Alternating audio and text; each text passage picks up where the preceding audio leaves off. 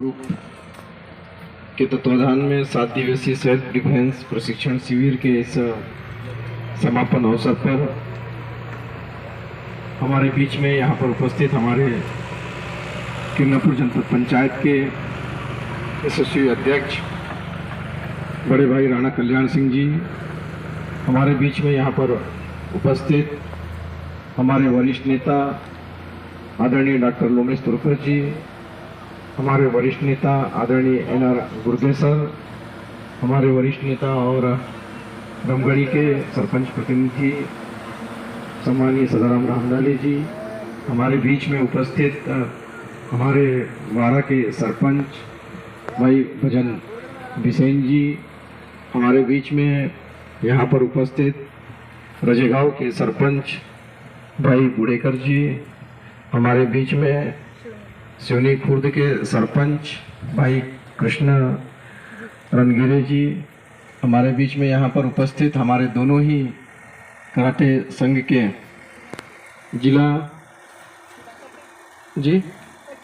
जिला सचिव कोषाध्यक्ष दोनों ही हमारे पदाधिकारीगण हमारे बीच में उपस्थित यहाँ पर हमारे इस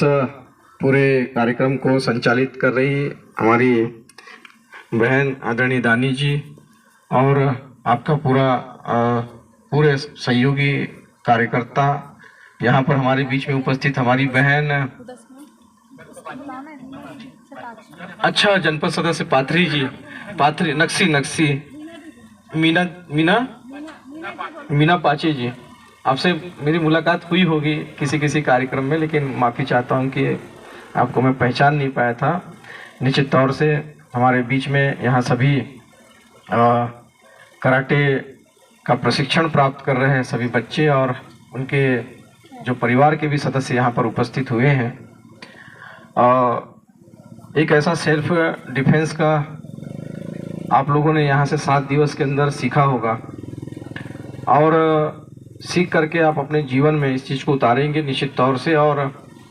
ये एक ऐसा अभ्यास है या कला है,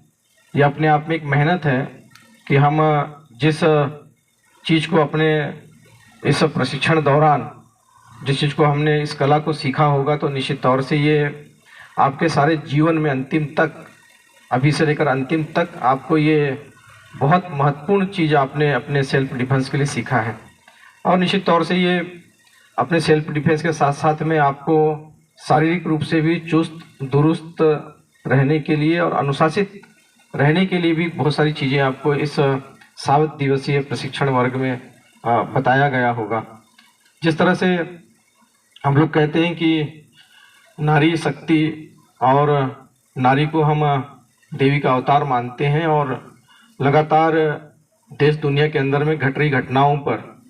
जिस तरह से आप लोग टीवी पे देखते होंगे, सोशल मीडिया पर देखते होंगे, पेपरों में पढ़ते होंगे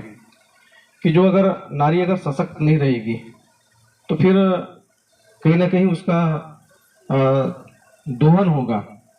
और निश्चित तौर से हम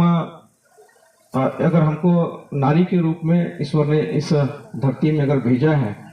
तो हमारा सशक्त होना, अंदर से मजबूत होना बहुत आवश्यक है। और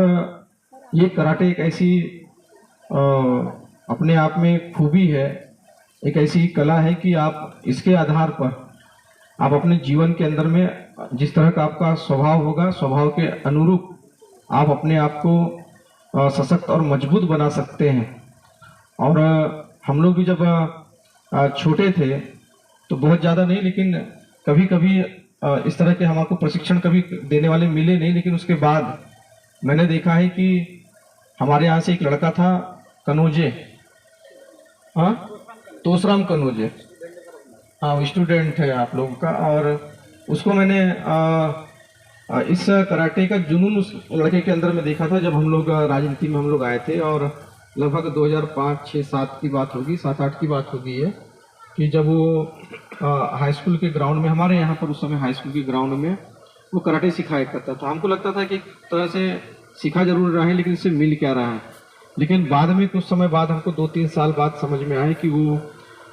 हमारे देश से बाहर भी थाईलैंड और 1-2 विदेशों में भी उसने अपना प्रशिक्षण